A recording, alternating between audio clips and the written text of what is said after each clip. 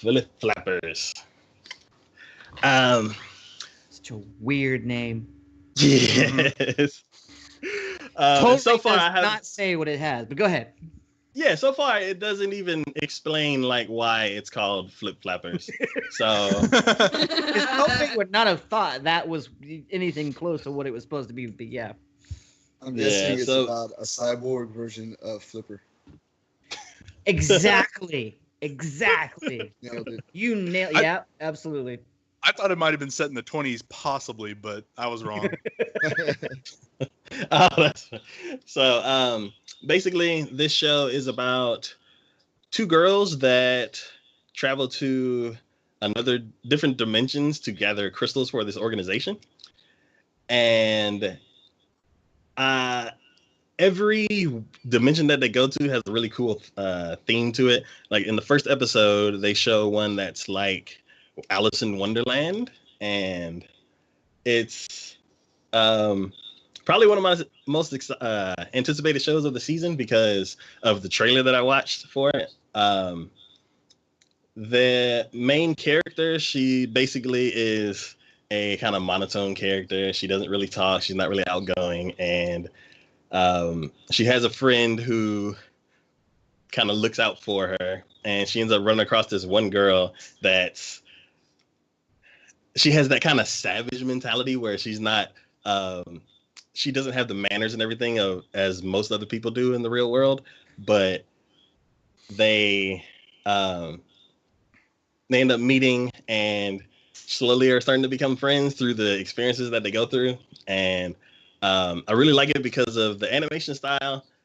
It reminds me of two shows from Gainax, which the show is actually not produced by Gainax. Gainax is produced by Studio 3 Hertz.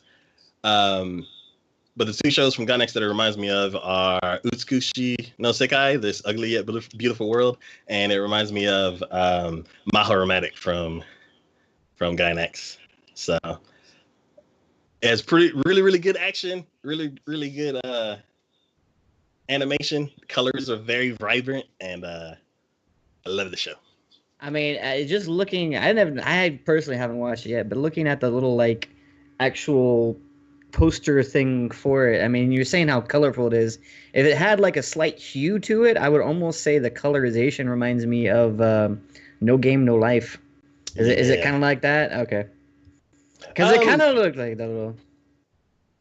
No, there's a regular world that they spend some of their time in, but each episode they go to this this dimension called Pure Illusion, and each time they go, it's completely different. Like one's kind of themed like Alice in Wonderland, one is themed like the inside of a vacuum. So like there's like the inside of a vacuum. That's awesome. Really... Yeah, and that's magical world I want to go to. Yeah, the magical the latest it really sucks. Inside of a vacuum. The last episode that they did was it was a all girls like fancy school, and it was most of it seemed like most of it took place at night, and it was always raining and dark, and it was based kind of like a horror movie. So like each episode has like a completely different mood to it. Interesting. Cool. So where do you think they're going with it? The overall story is. No, I didn't get around to watching this one, so I don't know where do you think they might be heading with it? Basically, in each world dimension that they travel to, they are gathering this crystal thing, and they haven't explained what the crystals are for. And then there's this other organization that is trying to capture them also, and one organization, you know what they're trying to do, but you don't really know what the main character's organization is trying to do. And they give her instructions that are so vague that you kind of don't trust them because you don't really know what they're getting the crystals for. Okay. So. Interesting. Pretty cool. Yeah. Hopefully the girls learn something at some point. Yeah. I did see the poster and it looked very colorful. It looked kind of interesting, but I never got around to watching it. Yeah, I saw the name and I just kind of see that poster. If I'd have seen that first, that might have intrigued me a little bit more. But like the name Flip Flappers, and then I think I read the description for it saying something about magical girls. And I'm like, I really don't feel like watching another magical girl anime. I really don't.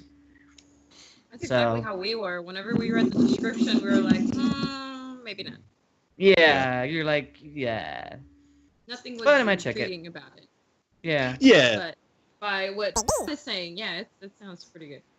yeah. So It's serious, but it's got its comedic relief. The action is amazing. If they would have done Berserk with this kind of animation, you would have loved it because it's brutal. You get all the gore, all of the action. It's all it's all done really well. I love that. The first thing that caught me was actually the animation because it's really good.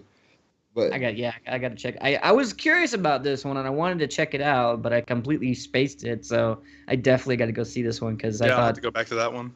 Well, there's one scene where and it's very brief and you see it, but you see like two voice actors like recording a scene and they're just doing their job essentially. And you're just like thinking from the perspective of like the voice actor of the character. You're just like, so this person's in a booth reading a character that's reading a character in a booth for a show that they're making. It's like it's so weird. You're just like that's like 4 levels deep.